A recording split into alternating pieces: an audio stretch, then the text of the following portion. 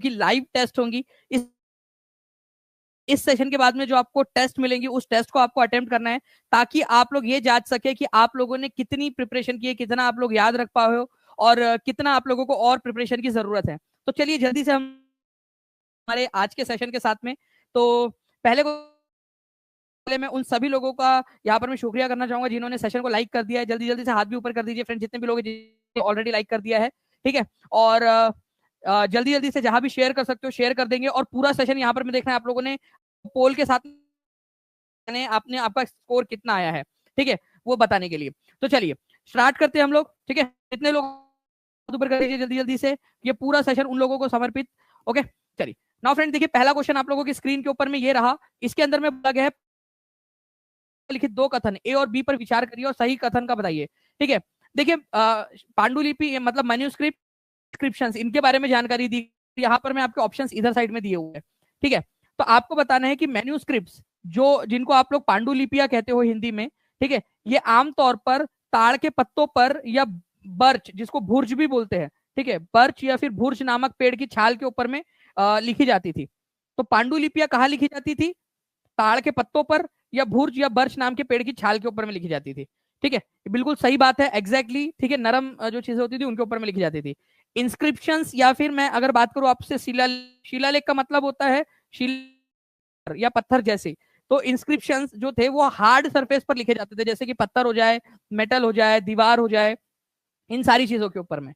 तो ये वाला पॉइंट भी आपका बिल्कुल सही है। मैन्यूस्क्रिप्ट या पांडुलिपि ताड़ के पत्तों पर या भूर्ज नामक पेड़ की छाल पर, और इंस्क्रिप्शंस, ठीक है, शिलालेख स्टोन या फिर मेटल के ऊपर में लिखी जाती थी। ये दोनों फर्क, ये इंपॉर्टेंट वाला फर्क है दोनों के अंदर में, ठीक है। दोनों में फर्क जो है, डिफरेंस जो है वो प्रॉपरली यहाँ पर में बताया गया आपको। दोनों सही है। और आपसे क्या बोला था यहाँ पर मैं, सही वाला उत्तर चुनने बोला था, तो दोनों के दोनों सही है। Both A and B are true. A is the correct answer. बढ़िया, आप लोगों ने आंसर किया, ऐसे ही आप लोग आंसर करते रहेंगे। कितने लोगों का सही हुआ है से, जितने भी लोग हैं जिन लोगों का सही हुआ है आंसर, ठीक है, हाथ ऊपर कर देंगे एक बार जल्दी से कमेंट के अंदर में। नेक्स्ट क्वेश्चन हम लोग यहाँ पर में, ठीक है। आपको याद रखना है कि मेनू स्क्रिप्ट के अंदर में मेनू जो है, ये जो शब्द है मेनू, ठीक है, इसका मतलब क्या होता है? मेनू, मेनू मतलब वो पंजाबी वाला मेनू नहीं है कि मेनू, ठीक है, मेनू इश्क दा लगिया रोग, मेरे बचने दी नहीं हो उम्मीद, वो वाला मेनू नहीं है ये लैटिन भाषा का मेनू है। मेनू का मतलब होता है यहाँ पर में हाथ, हैंड, ठीक है, ये याद रखना है आप लोगों ने। तो मेन्यू स्क्रिप्ट के अंदर में जो ये मेन्यू दिया हुआ है, इसका मतलब हाथ होता है, लैटिन भाषा का शब्द है। ये आज से पूछा जा सकता है कि लैटिन भाषा का जो शब्द है मेनू, उसका मतलब क्या होता है? हाथ होता है। और इसी वजह से मेन्यू स्क्रिप्ट बोलते हैं इसको, क्योंकि ये हाथों से लिखी गई थी, ठीक है। और सबसे पुराने जो मेन्यूस्क्रिप्ट हमको मिलते हैं वो वैदिक साहित्य मिलते हैं, वेद वगैरह और जो सारी चीजें थी उनके मेन्यूस्क्रिप्ट हम लोगों को मिलते हैं पुराने जमाने के, ठीक है। वॉइस अटक रही है, कुछ लोग बुरे है यहाँ पर में। आप बता दीजिए आवाज सही है या नहीं, आवाज सही है या बता दीजिए। नहीं देशराज जी, बिल्कुल आपका कमेंट चालू है। चलिए आगे बढ़ते हैं हम लोग यहाँ पर में फ्रेंड्स हमारे नेक्स्ट क्वेश्चन की तरफ में। यहाँ पर मैं आप लोगों को ये क्वेश्चन का आंसर आप लोग कमेंट के अंदर में करोगे जल्दी से, ठीक है, बताइए जल्दी से।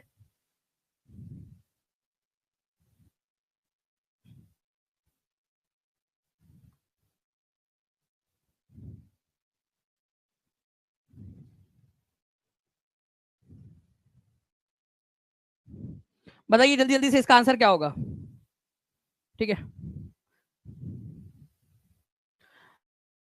होता है फ्रेंड्स, मेनू का मतलब होता है आप लोगों का हाथ। कौन सी भाषा का शब्द है ये बता देंगे आप लोग। यहाँ पर मैं क्वेश्चन के अंदर में दिया हुआ है एक क्वेश्चन, और आप लोगों का एक पॉइंट दिया गया है, आप लोगों को बताना है कि मेनू कौन सी भाषा का शब्द है जिसका मतलब हाथ होता है, ठीक है। एग्जाम में आया हुआ क्वेश्चन है, आगे में भी पूछा जा सकता है आप लोगों से।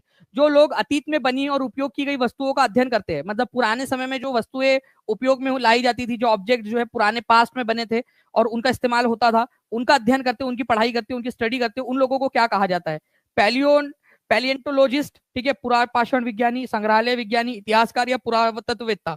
तो जो पुरानी चीजों का अध्ययन करते हैं, पुराने अतीत में बनी चीजों का अध्ययन करते हैं, उनके बारे में बात करते हैं, उनके बारे में पता लगाते हैं, उनको आर्कियोलॉजिस्ट कहा जाता है, पुरातत्ववेत्ता कहा जाता है, ठीक है। आर्कियोलॉजिस्ट का काम ही ये होता है कि पुरानी चीजों का अध्ययन करना और उनसे जानकारी इकट्ठा करना, ताकि ये पता लगाया जा सके कि पुराने जमाने के लोग कैसे रहते होंगे, ठीक है, पुरानी सभ्यता कैसी थी, उनका पता लगाना। आर्कियोलॉजिस्ट कहा जाता है उनको, पुरातत्ववेत्ता। D is the correct answer, ठीक है।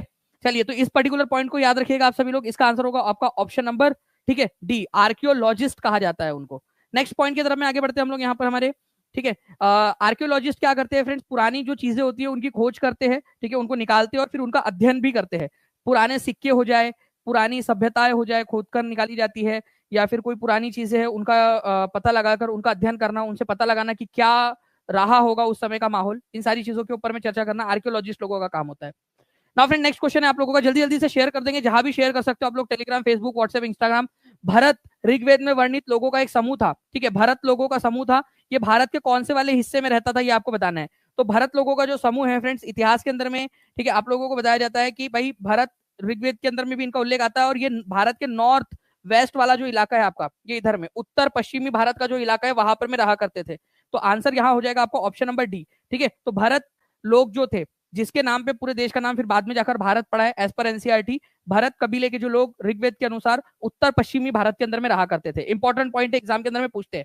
एक बार जल्दी जल्दी से लाइक एंड शेयर करते रहेंगे फ्रेंड, जितने भी लोग चाहते हैं कि और भी क्वेश्चन आप लोगों को करवा दिए जाए, ठीक है। नेक्स्ट क्वेश्चन की तरफ मैं आगे बढ़ने से पहले मैं आपको बता दूं कि एज पर एनसीईआरटी जो ऋग्वेद है, ठीक है, उसकी रचना कितने साल पहले हुई थी। तो 3,500 साल पहले हुई थी ऋग्वेद की रचना, ये याद रखना है आप लोगों ने, बहुत ही इंपॉर्टेंट है, ठीक है। सबसे पुराना वेद कौन सा है, ऋग्वेद है, और इसकी रचना करीब 3,500 साल पहले हुई थी। संस्कृत के अंदर में इसका कंपोजिशन हुआ था, इसकी रचना हुई थी, इसको लिखा बाद में गया, ठीक है, लेकिन पहले इसकी रचना हुई थी। रचना मतलब दिमाग में बनाकर एक व्यक्ति दूसरी जनरेशन को, दूसरी जनरेशन तीसरी जनरेशन को, इस तरीके से वो पास ऑन होती थी इंफॉर्मेशन, फिर बाद में उसको लिखा गया, ठीक है। तो लेकिन इसकी रचना जो हुई थी, जो इसका कंपोजिशन हुआ था दिमाग में जो बना था, करीब 3,500 साल पहले।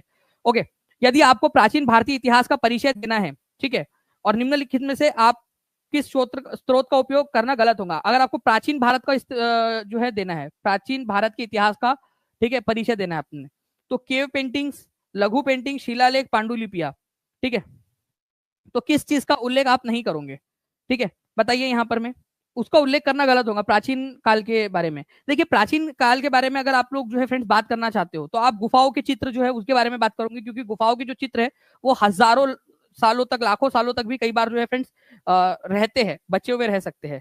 शिलालेख, ठीक है, शिलालेख आपको मिल जाती है। पांडुलिपियां जो है इनको सुरक्षित रखा जाता है।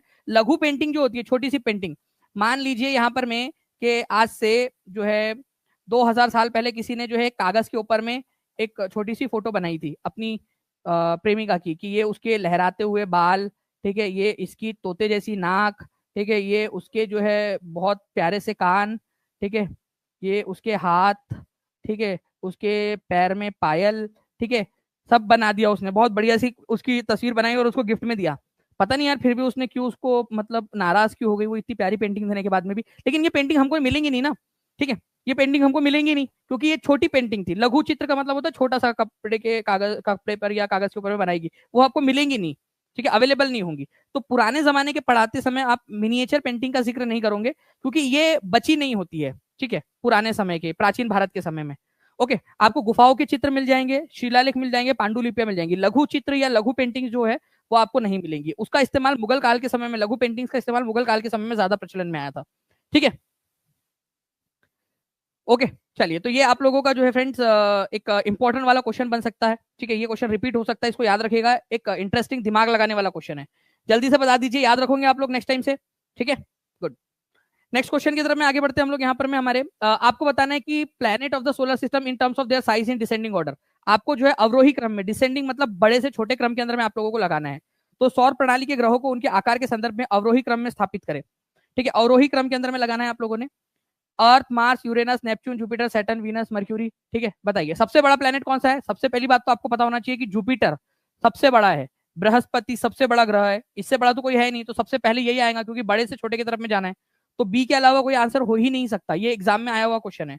दूसरे नंबर का सबसे बड़ा प्लेनेट कौन सा, ये क्वेश्चन अगर आ जाए तो आप लोग आंसर क्या लगाओगे। क्वेश्चन क्या बोला है, दूसरे नंबर का सेकंड लार्जेस्ट प्लेनेट कौन सा है, आप लोग बताइए जल्दी से, सेकंड लार्जेस्ट प्लेनेट कौन सा है, ठीक है। फिर यूरेनस है, फिर नेपच्यून है, ये गैसीय प्लैनेट्स है, आपके गैस से बने हुए प्लैनेट है, ये पहले 4 जो प्लैनेट है आपके, ठीक है, बृहस्पति, शनि, अरुण, वरुण, यूरेनस को अरुण ग्रह भी बोला जाता है, ठीक है, अरुण वरुण, ये आप लोगों के पहले गैस से बने हुए ग्रह, ठीक है। और उसके बाद में जो है फ्रेंड्स यहाँ पर मैं आप लोग देखोगे, फिर पृथ्वी है, शुक्र है, मंगल है, बुध है।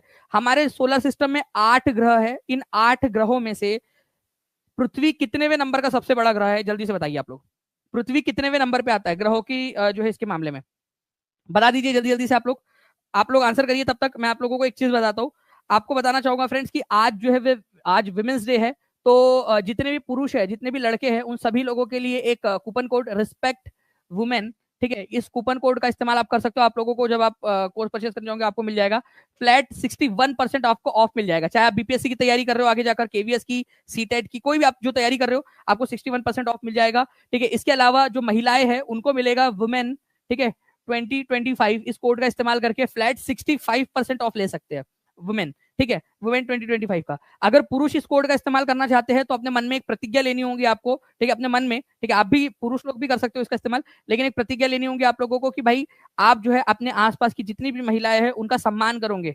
ठीक है, उनका सम्मान करोगे।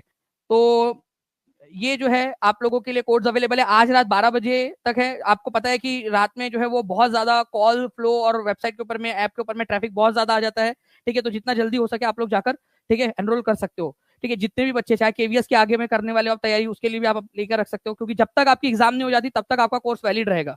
ठीक है, तो आपको टेंशन नहीं लेना है वैलिडिटी की। जब तक एग्जाम नहीं हो जाती तब तक कोर्स आप ही के पास में रहेगा। तो पृथ्वी कितने नंबर का प्लेनेट है आप लोगों ने लिख दिया यहाँ पर में फ्रेंड्स, 5th नंबर का प्लेनेट है। ठीक है, नाउ आगे बढ़ते हैं हम लोग। यहाँ पर में निम्नलिखित में से कौन सा भारत का पूरा पाषाणीय स्थल नहीं है?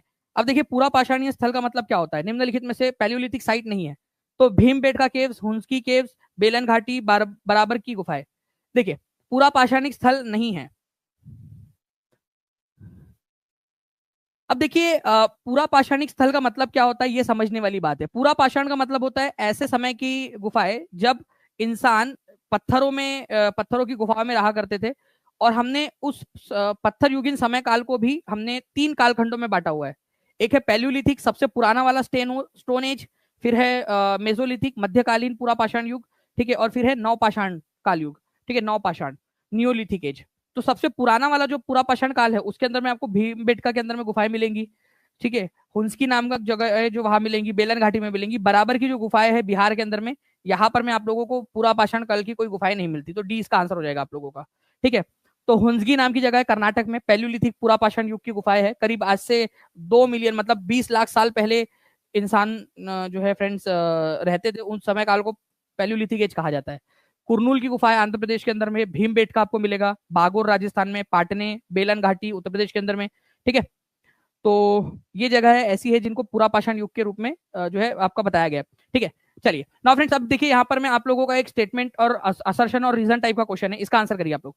एक बार सभी बच्चे जल्दी से सेशन को लाइक एंड शेयर जरूर कर देंगे, जहां भी शेयर कर सकते हो शेयर कर दीजिए जल्दी जल्दी से, क्यों इस सेशन को पूरा देखना है आपने, क्योंकि आपको इस सेशन के तुरंत बाद एक टेस्ट मिलेंगी। एलटी ग्रेड का भी लॉन्च कीजिए दिव्या गुप्ता जी, बहुत जल्द लॉन्च करेंगे हम लोग उसको। तब तक आप जो है जो यूपी के जितने भी कोर्सेस है उसके अंदर में आप पढ़ाई कर सकते हो।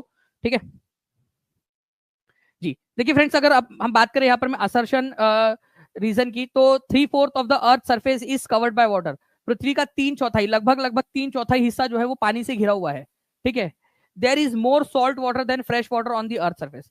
पृथ्वी के ऊपर में जो है खारा पानी ज्यादा है, ठीक है, as compare to fresh water. ये भी बात बिल्कुल सही है, पृथ्वी का लगभग 3/4 हिस्सा जो है वो पानी से घिरा हुआ है। ठीक है, और पृथ्वी के ऊपर में खारा पानी ज्यादा है as compare to fresh water, मीठे पानी की तुलना में। दोनों सही है, लेकिन पृथ्वी पर खारा पानी ज्यादा है फ्रेश वाटर की तुलना में, क्या ये रीजन है जिसके वजह से 3/4 हिस्सा जो है पृथ्वी का पानी से कवर है? आप बताओ, अगर मीठा पानी ज्यादा होता और खारा पानी कम होता, इससे कोई फर्क पड़ने वाला था इधर साइड में? कोई फर्क पड़ने वाला था कि इधर साइड में? हाँ या ना में जवाब दीजिए आप लोग। ठीक है, ओके, क्या इससे कोई फर्क पड़ने वाला है इसमें? नहीं। ठीक है, तो सॉल्ट वाटर और फ्रेश वाटर, ठीक है, ये इसकी क्वांटिटी किसकी ज्यादा है किसकी कम है, इससे इसका कोई फर्क नहीं पड़ने वाला। ये इंडिपेंडेंटली अपने आप में ट्रू है और ये इंडिपेंडेंटली अपने आप में ट्रू है। तो ए और आर दोनों सही है। ठीक है, लेकिन आर ए का एक्सप्लेनेशन नहीं है। ठीक है, तो यहाँ पर मैं जहां पर मैं भी बोला है कि एक को फॉल्स बोला है, वो ऑप्शन को तो आप एलिमिनेट कर दो सबसे पहले, सी और डी एलिमिनेट हो गए। ठीक है, क्योंकि यहाँ आर को फॉल्स बोला है, यहाँ जो है दोनों को फॉल्स बोला है। आंसर क्या होगा आपका, ध्यान से समझिए कि both A and R are true and R is not the correct explanation of A. A और आर दोनों सही है, ठीक है, लेकिन आर जो है वो ए का करेक्ट एक्सप्लेनेशन नहीं है। ठीक है, उसका एक्सप्लेनेशन नहीं है, दोनों अपने आप में इंडिपेंडेंटली सही है। ऐसे क्वेश्चंस आते हैं एग्जाम के अंदर में। ठीक है, तो इसके लिए प्रिपेयर रहना है आप लोगों ने। आपका दिव्या जी, मुझे लगता है कि डी ट्रिपल एस बी वाला जो कोर्स है उसके अंदर में और केवीएस का जो एसएसटी वाला बैच है उसके अंदर में आपका पूरा का पूरा कवर हो जाएगा उसके अंदर में। ठीक है, चलिए, तो ये आप लोगों को चीजें याद रखनी थी। तो B is the correct answer, और ये एक्चुअल क्वेश्चन है, एग्जाम में आया हुआ, और एग्जामिनर ने भी इसका आंसर बी माना है। ऐसे क्वेश्चंस कितने लोग चाहते हैं कि ऐसे क्वेश्चंस बहुत सारे करवा दूं आप लोगों को? हाथ ऊपर कर देंगे एक बार। ठीक है, अगर आप चाहते हो ऐसे क्वेश्चंस करवा दिए जाए तो आप लोगों के लिए इस तरीके के बहुत सारे क्वेश्चंस करवा दिए जाएंगे। तो 3/4 हिस्सा जो है पृथ्वी का पानी से कवर्ड है। ठीक है, ये याद रखिएगा आप लोग। आगे बढ़ते हैं हम लोग फ्रेंड्स। देखिए यहाँ पर में एक क्वेश्चन है आप लोगों का, बहुत सारे एग्जाम्स के अंदर में आया हुआ है आपका, मृत सागर क्या है? ठीक है, क्या ये एक पॉइजनस है, कोई एक जहरीला पानी है इसमें? नहीं, जहरीला पानी नहीं है इसके अंदर में। ठीक है, एक सी है, हाई एंड लो टाइड आती है उसके अंदर में, नहीं कोई टाइड वगैरह कोई ज्वार भाटा आता है ऐसा भी नहीं है। यहाँ पर में शिप चलाना डेंजरस है, नहीं। मेन चीज यहाँ पर में क्या है कि एक ऐसा समुद्र है, ठीक है, जो बहुत ज्यादा खारा है। ठीक है, समुद्र बहुत ज्यादा खारा समुद्र है, ये एग्जाम के अंदर में आया है, सीटेट के अंदर में भी और यूटेट के अंदर में भी। तो एक ऐसा समुद्र, ठीक है, एक ऐसा जो है सागर जो कि बहुत ज्यादा खारा है, बाकी समुद्रों के और महासागरों के मुकाबले में ज्यादा खारा है। ठीक है, तो आंसर इसका ऑप्शन नंबर बी हो जाएगा। इसकी सैलिनिटी इतनी ज्यादा है, ठीक है, यहाँ पर मैं एनसीईआरटी में भी देख सकते हो, इसकी लवणता इतनी ज्यादा है कि हर 1000 ग्राम जल के अंदर में, ठीक है, इसके अंदर में जो नमक है मौजूद, ठीक है, ये आप लोगों को याद रखना है कि 340 ग्राम है। ठीक है, 340 हर 1000 ग्राम पानी के अंदर में 340 ग्राम जो है वो तो नमक ही है। जबकि पूरे दुनिया का जो एवरेज निकालोगे आप, पूरे दुनिया का अगर एवरेज निकालोगे तो उसमें हर 1000 के मुकाबले लोग इसका इस्तेमाल करके पढ़ सकते हो। ओके, चलिए तो मिलते हैं फ्रेंड्स हम लोग कल वाले लेक्चर के अंदर कंटिन्यू कर लेंगे इसको। जो इशू आ रहा है, बार बार अटक रही है क्लास, ठीक है, इसको देख लेते हैं आज, इसको ठीक कर ले और फिर आप लोग कल क्लास कंटिन्यू करेंगे। चलो, thank you very much friends, take care and bless you all, thank you.